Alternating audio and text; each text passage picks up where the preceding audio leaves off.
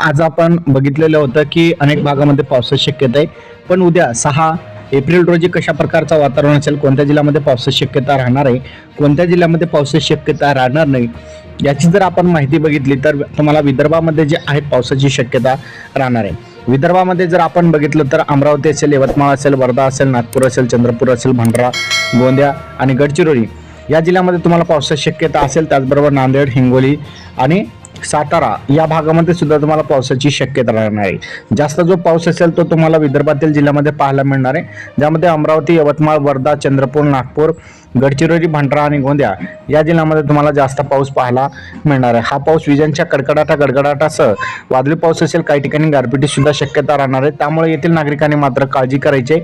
अनेक भागामध्ये तुम्हाला ज्यावेळेस वादळी वारे वाहतील त्यामध्ये तुम्हाला विजांच्या गडगडाट आणि अनेक भागामध्ये पावसाबरोबर गारपीट सुद्धा पाहायला मिळणार आहे. तर अशा प्रकारे हा 6 एप्रिल रोजीचा हवामान अंदाज होता.